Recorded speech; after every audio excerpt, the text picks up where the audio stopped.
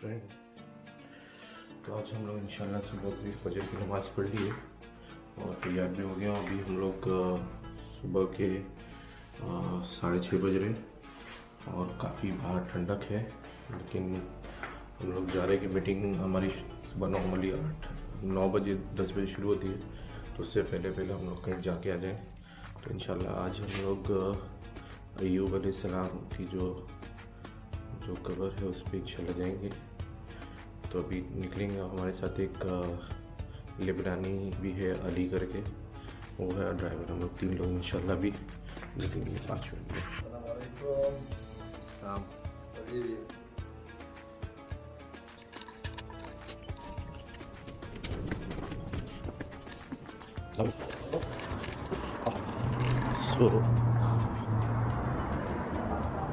ये लेफ्ट में हरम है और ये मोहतरम सामीईन, अस्सलामु अलैकुम वरहमतुल्लाहि वबरकातुहू। अब हम आपको सुनाते हैं सैयदना अय्यूब अलैहिस्सलाम का किस्सा।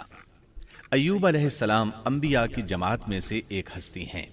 अल्लाह ताला ने सब्र के मामले में बतौर खास इनका तस्करा फरमाया है, लोगों के लिए एक मिसाल और नमूना ठहराया है।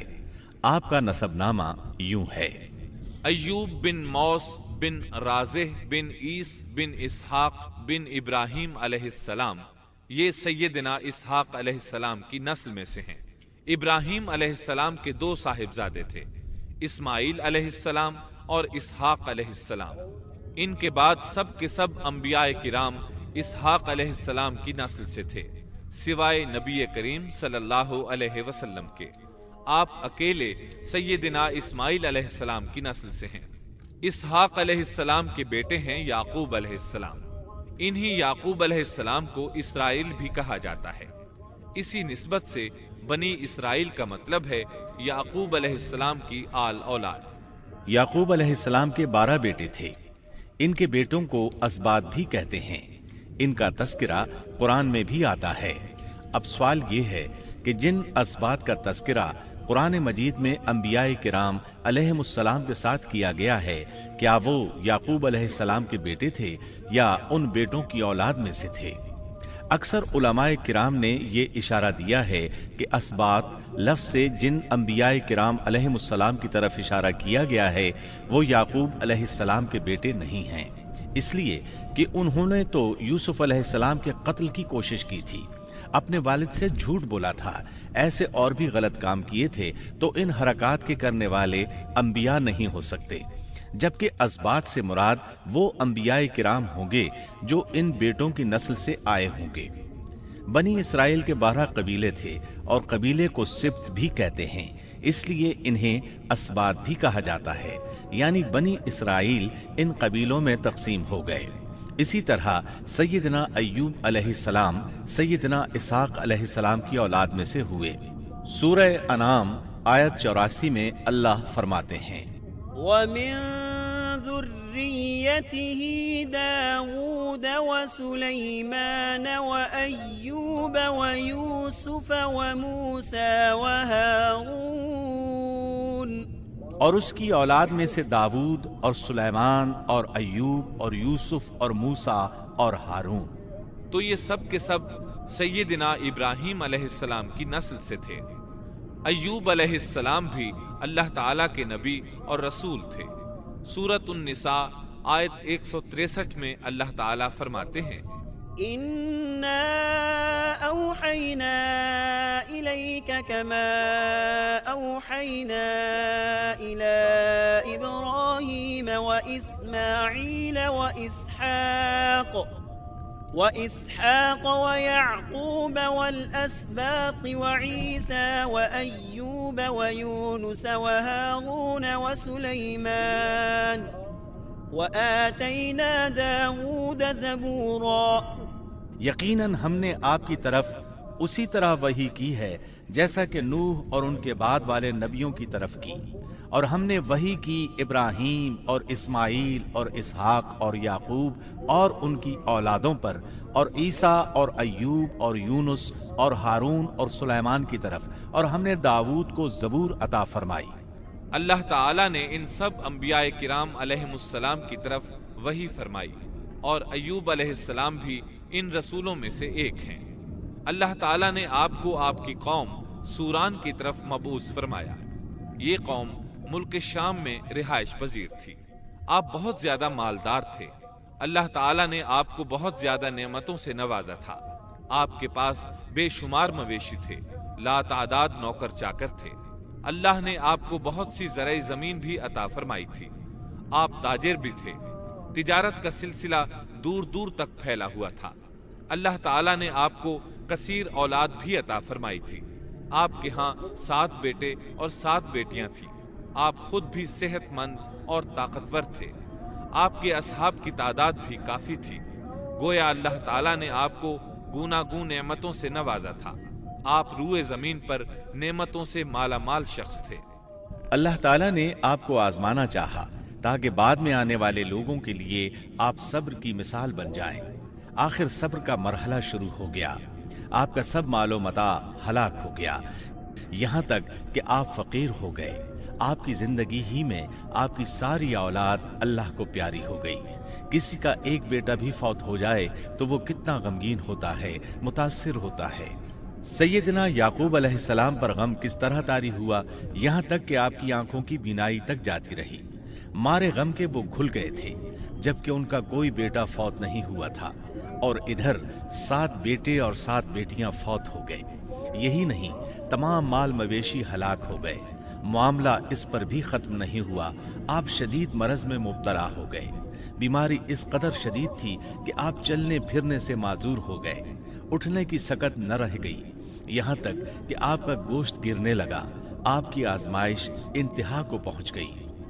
اب آپ کے ساتھی بھی آپ کا ساتھ چھوڑنے لگے۔ انہیں خوف محسوس ہوا کہ کہیں ان کی بیماری انہیں بھی نہ لگ جائے، کہیں یہ کوئی ایسی بیماری نہ ہو جو ایک سے دوسرے کو لگتی ہو۔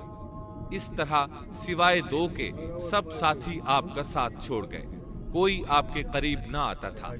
جو 2 ساتھی ساتھ چھوڑ کر نہیں گئے تھے وہ بھی ذرا دور کھڑے ہو کر بات کرتے تھے۔ آپ کی خدمت کے لیے بس آپ کی بیوی رہ گئیں۔ وہ بہت وفادار بیوی تھی۔ یہ زوجہ محترمہ آپ کی خدمت کرتی، آپ کو کھلاتی پلاتی، آپ کو نہلاتی۔ پھر نوبت یہاں تک پہنچی کہ سارا ہی مال بالکل ختم ہو گیا۔ اب بیوی صاحبہ نے اجرت پر لوگوں کے گھروں میں کام کرنا شروع کیا تاکہ کچھ کما کر لائیں اور خاوند پر خرچ کر سکیں۔ یہ تھے اللہ کے نبی ایوب علیہ السلام۔ اتنی بڑی آزمائش میں پورے اترے۔ آزمائش بھی 1-2 ماہ نہیں، پورے 12 برس جاری رہی، اور ایک قول کے مطابق 18 برس جاری رہی۔ آپ اس دوران مجسمہ صبر بنے رہے۔ آپ نے کبھی کسی سے شکوہ تک نہ کیا، یہاں تک کہ کبھی زوجہ محترمہ سے بھی شکوہ نہ کیا۔ سال ہا سال اسی حالت پر گزر گئے۔ ایک بار آپ کی بیوی نے عرض کرنے کی ذرا ہمت کی اور کہا، آپ اللہ کے رسول ہیں، اگر اللہ کے حضور دعا کریں تو وہ آپ کی بیماری کو ختم فرما دیں گے، آپ کی حالت کو بدل دیں گے۔ بیوی صاحبہ کے یہ کہنے کے باوجود آپ نے بیماری کے ختم ہونے کی دعا نہ کی، نہ یہ کہا یا اللہ مجھے رزق کی فراوانی عطا فرما، بس رضائے الہی پر راضی رہے، تقدیر الہی پر خوش رہے۔ آپ نے بیوی سے فرمایا، ذرا بتاؤ تو ہم کتنا عرصہ خوشحالی اور فراوانی میں رہے ہیں، کتنا عرصہ ہم ناز و نعمت میں رہے ہیں؟ انہوں نے جواب دیا، 80 سال۔ یہ سن کر آپ نے فرمایا، مجھے اللہ تعالیٰ سے دعا کرتے حیا آتی ہے، جتنا عرصہ خوشحالی میں رہا اتنا عرصہ بیماری اور تنگ دستی میں نہیں گزرا، اس لیے میں ابھی یہ دعا نہیں کروں گا کہ وہ مجھے شفا عطا کر دے یا میری اس حالت کو بدل دے، وافر رزق عطا کرے، جب تک مجھ پر 80 سال نہ گزر جائیں۔ جس طرح میں 80 سال ناز و نعمت کی بہاریں دیکھتا رہا، اسی طرح 80 سال تک میں اسی حالت پر صبر کا دامن تھامے رہوں گا، تندرستی کا سوال نہیں کروں گا۔ آپ کے اس جواب پر بیوی صاحبہ مایوس ہو گئیں، اس لیے کہ انہیں تو بیماری کے ختم ہونے کی اور اچھے دنوں کے دوبارہ آنے کی امید تھی۔ آپ کی بات سن کر وہ بولی، تب یہ آزمائش کی گھڑی کب ختم ہوگی؟ چونکہ اس بات سے اللہ تعالیٰ کی ناشکری ہوتی تھی، اس لیے ایوب علیہ السلام ناراض ہو گئے۔ انہوں نے اللہ کے نام کی قسم کھائی کہ اگر اللہ تعالیٰ نے مجھے شفا عطا فرمائی تو میں انہیں 100 کوڑے ماروں گا۔ दूसरी तरफ नौबत यहाँ तक पहुंची कि लोगों ने आपकी बीवी साहिबा को काम देने से इनकार करना शुरू कर दिया। उनका ख्याल था कहीं इनके शौहर की बीमारी उन्हें भी न लग जाए। वो समझते थे कि अय्यूब अलैहिस्सलाम की बीमारी छूत की है, लिहाजा ये बीमारी उनकी बीवी के वास्ते से उन्हें भी लग सकती है। जब मामला यहाँ तक पहुँच गया तब आपने एक छोटी सी बात कही।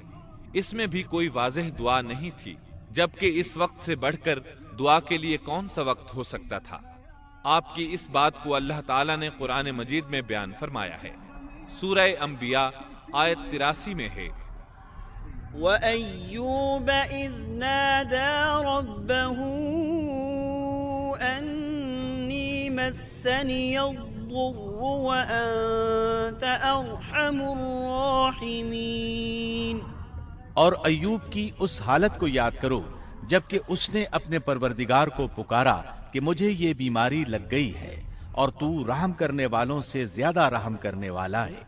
मुझे आजमाइश ने आ लिया है और तू अरहमुर राहिमीन है।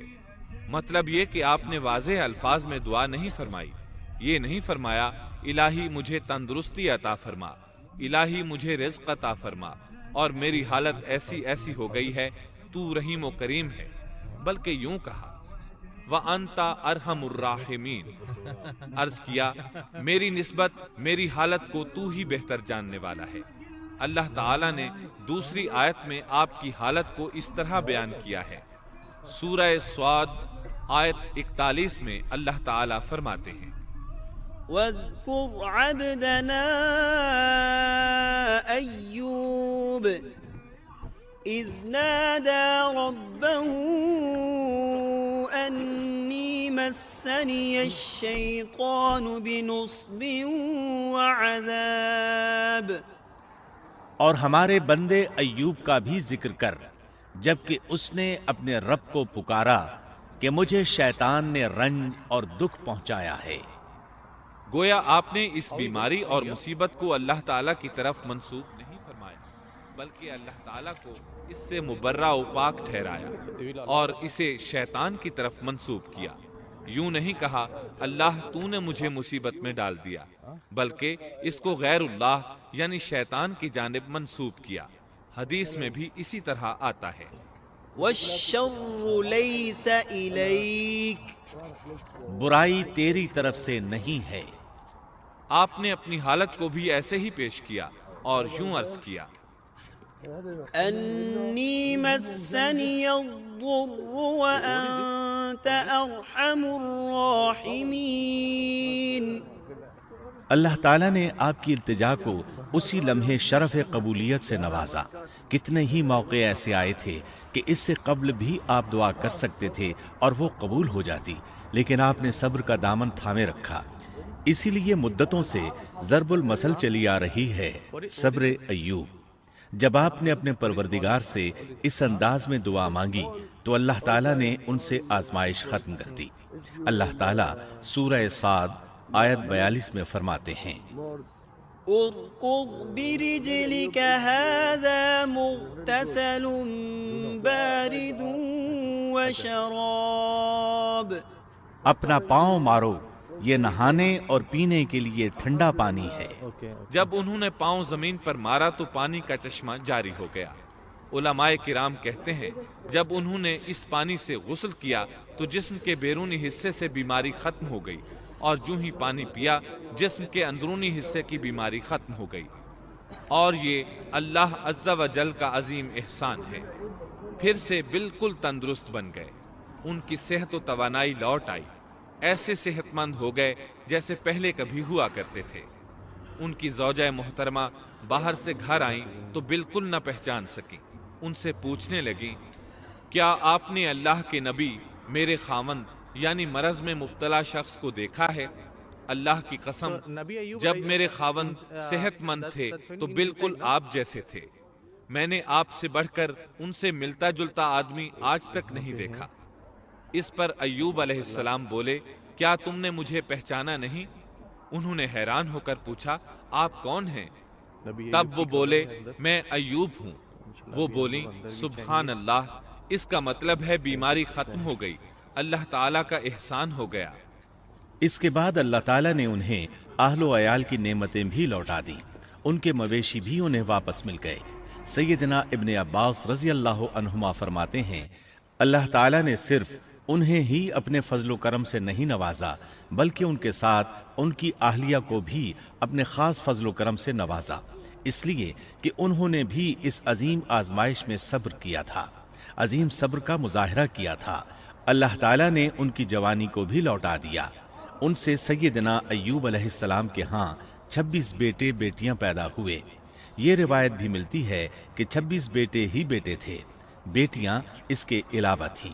अल्लाह ताला सूरह अंबिया आयत 84 में फरमाते हैं, وآتيناه أهله ومثلهم معهم رحمة من عندنا وذكرى للعابدين। हमने उसको अहलो अयाल अता फरमाए, बल्कि उनके साथ वैसे ही और अपनी खास मेहरबानी से, ताकि सच्चे बंदों के लिए सबब नसीहत हो। मतलब ये कि उनकी जवानी वापस कर दी, मालो दौलत लौटा दिया और ये चीजें उन्हें फौरन वापस कर दी थीं। जिस्मानी सेहत भी वापस फरमाई और दुनियावी दौलत भी वापस कर दी। इमाम बुखारी, इमाम अहमद और दीगर मुहद्दिसीन नबी करीम सल्लल्लाहु अलैहि वसल्लम से रिवायत बयान करते हैं कि नबी करीम सल्लल्लाहु अलैहि वसल्लम ने फरमाया, जब सैयदना अय्यूब अलैहिस्सलाम गुस्ल फरमा रहे थे तो इन पर टिड्डियों की मूसलाधार बारिश होने लगी। ये टिड्डियां क्या थीं? वो सोने की टिड्डियां थीं। अल्लाह ताला उनको गुस्ल के दौरान ही उतारने लगे। अय्यूब अलैहिस्सलाम ने उनको कपड़े में जमा करना शुरू किया। इस पर अल्लाह ताला ने फरमाया, ऐ अय्यूब, क्या मैंने तुझे मालदार नहीं बना दिया? इस नए नाजिल होने वाले माल से बेपरवाह नहीं बना दिया? अय्यूब अलैहिस्सलाम ने अर्ज किया, जी हाँ मेरे परवरदिगार, लेकिन मैं आपकी रहमत और बरकत से तो बेपरवाह नहीं हो सकता। बला या रब्बी वलाकिन ला गिना ली अन बरकतिक। हाँ ए रब, लेकिन मैं तेरी बरकत से दूर कैसे रह सकता हूँ।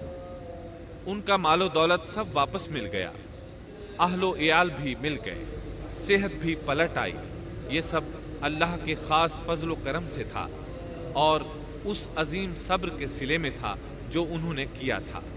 अल्लाह ताला ने उनकी अहलिया मोहतरमा पर भी नरमी फरमाई, जैसा कि सूरह स्वाद आयत 44 में फरमाते हैं, वख़ुज़ बियदिक ग़िरसा। और अपने हाथ में तिनकों की एक झाड़ू पकड़ो। बिल्कुल बारीक तिनकों की एक झाड़ू लो, उसमें 100 तिनके हों, उनको इकट्ठा कर लो। इसके बाद फरमाया, फ़ज़रिब बिही वला तहनस। झाड़ू से इसे मार और कसम के खिलाफ न कर। मतलब ये कि अय्यूब अलैहिस्सलाम ने अपनी बीवी को 100 कोड़े मारने की कसम खाई थी। अल्लाह ने ये तदबीर समझाई कि 100 तिनकों का झाड़ू लेकर एक बार उन्हें मारो और कसम पूरी करो, कसम की खिलाफ वर्जी न करो।